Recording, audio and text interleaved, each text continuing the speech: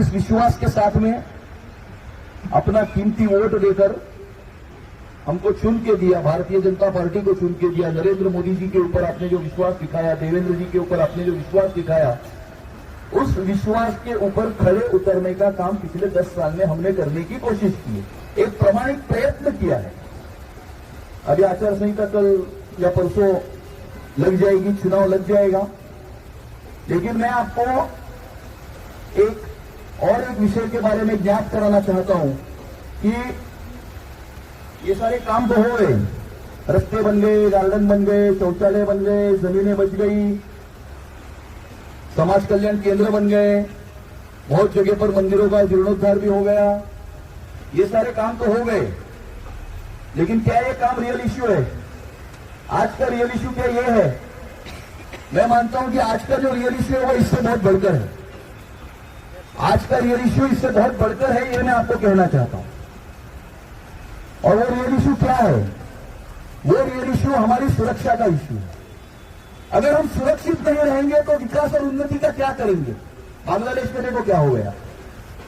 अगर हम सुरक्षित रहेंगे तो आगे जाके विकास होगा, उन्नति होगी, प्रगति होगी। अगर हम सुरक्षित ही नहीं रहेंगे, अगर हमारे दरवाजे तक कुछ लोग आकर खड़े हो जाएंगे तो हम कहां जाएंगे?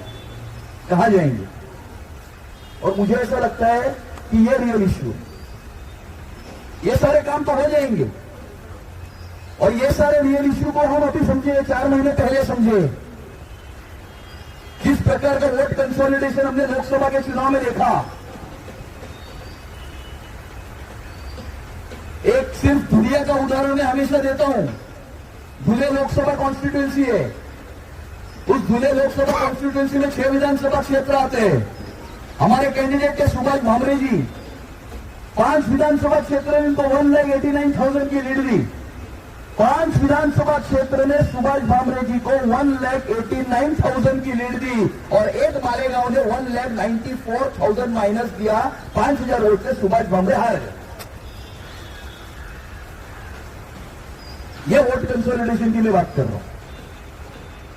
बगल में ईशान्य मुंबई में हमारे उम्मीदवार थे मिहिर कोटेचा, 29,000 वोट से हारे।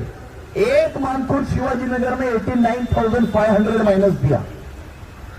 89,500 माइनस एक विधानसभा क्षेत्र।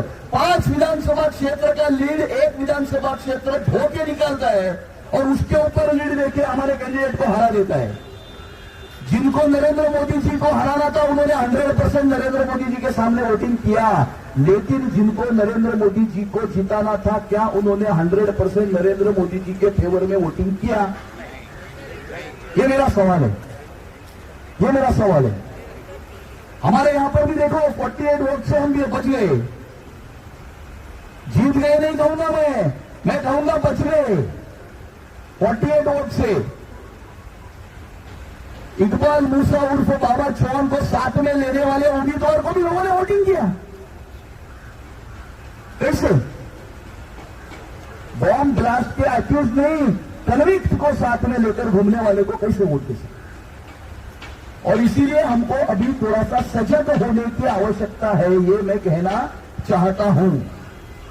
सजग होने की आवश्यकता है। मोदी जी तो 2047 में विकसित भारत तैयार करना चाहते हैं, विकसित भारत बनाना चाहते हैं। हमने कभी भी किसी जाति, धर्म, भाषा के ऊपर, आधार के ऊपर काम नहीं किया। मोदी जी ने सिलेंडर दिया उज्ज्वला योजना में, तो सिलेंडर देते समय ये नहीं पूछा कि सिलेंडर लेने वाला आदमी हिंदू है, मुसलमान है, क्रिश्चियन है या ईसाई है। ये नहीं पूछा। जनधन अकाउंट खोले तो ये नहीं पूछा कि अकाउंट खोलने वाले का धर्म क्या है।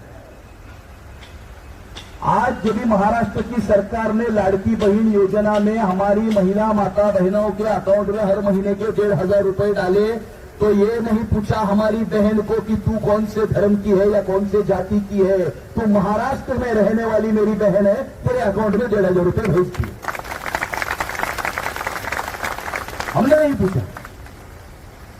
मोदी जी ने जो काम किया उन्होंने कभी धर्म देखकर काम नहीं किया। वो तो 2047 में विकसित भारत बनाना चाहते हैं, लेकिन कुछ लोग हैं जो 2047 में एक अलग प्रकार के भारत की निर्मिती करना चाहते हैं। और ये मेरा सवाल है कि क्या आप इस भारत की निर्मिती होने देंगे? भारत के 2 राज्यों की डेमोग्राफी बदल चुकी है। एक वीडियो घुमा है जहां पर एक व्यक्ति भाषण में कहता है कि वर्षाताई यानी बगल में जो कैंडिडेट जीती वो वर्षाताई आपने 5 साल कुछ भी काम नहीं किया तो भी चलेगा, हम आपको कुछ नहीं बोल सकते क्योंकि आपने उज्ज्वल निकम को हराया है। क्या गुना है भाई उज्ज्वल निकम का? उसका गुना यही है कि उसने अजमल कसाब को फांसी तक पहुंचाया। उज्ज्वल निकम का गुना यही है कि 1992 के बॉम्ब स्फोट के आरोपियों को फांसी तक पहुंचाया, उनके खिलाफ केस लड़ी। जिन्होंने हिंदुस्तान के ऊपर हमला किया उनको फांसी तक पहुंचाया, ये उज्ज्वल निकम का गुना हो सकता है? ये गुना है उज्ज्वल निकम का।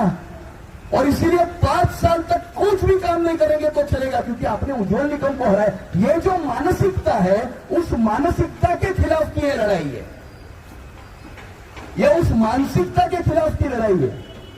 ये लड़ाई कोई भारतीय जनता पार्टी की सरकार इस महाराष्ट्र में लाने की लड़ाई नहीं है।